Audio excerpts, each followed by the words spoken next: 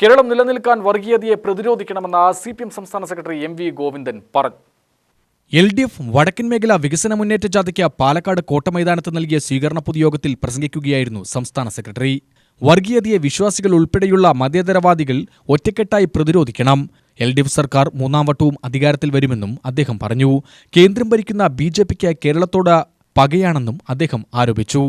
4 വോട്ടോ ഒരു സീറ്റോ ലഭിക്കുമെന്ന് വിചാരിച്ചിട്ട് ഈ വർഗീയ ശക്തികളോട് കൂട്ടുകൂടുകയാണ് UDF പൊതുവായിട്ടും ലീഗും കോൺഗ്രസും ഒപ്പം.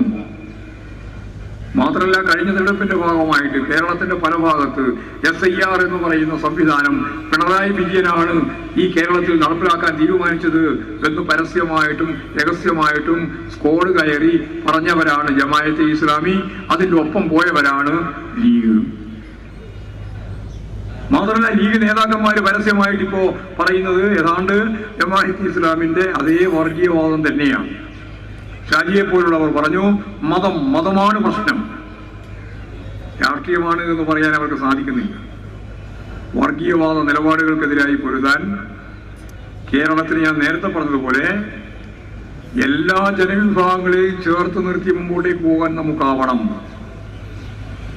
ഈ സമ്മേളനത്തിൽ പങ്കെടുത്തുകൊണ്ടിരിക്കുന്ന മഹാഭൂരിപക്ഷം വരുന്ന ജനങ്ങളും, അത് ഹിന്ദു ആയാലും മുസൽമാനായാലും ക്രിസ്ത്യാനിയായാലും, എനിക്ക് യാതൊരു സംശയമില്ല, അവരെല്ലാം വിശ്വാസികളാണ്. ഭൂരിപക്ഷം വിശ്വാസി സമൂഹമാണ്.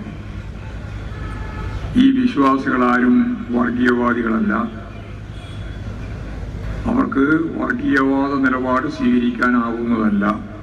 വിവിധ സ്വീകരണ കേന്ദ്രങ്ങളിൽ ജാഥാംഗങ്ങൾക്ക് പുറമെ ജില്ലാ secretary EN Suresh Babu, LDF ജില്ലാ കൺവീനർ T സിദ്ധാർത്ഥൻ, CPI ജില്ലാ secretary Sumalatha Mohandas, NN Krishnadas, KP Suresh Raj, KR Gopinath, advocate K Kushalakumar, ജില്ലാ panchayat president TM Sasi, PA Gokuldas, MLA മാരായ A Prabhakaran, K Santhakumari, K Premkumar എന്നിവർ പ്രസംഗിച്ചു.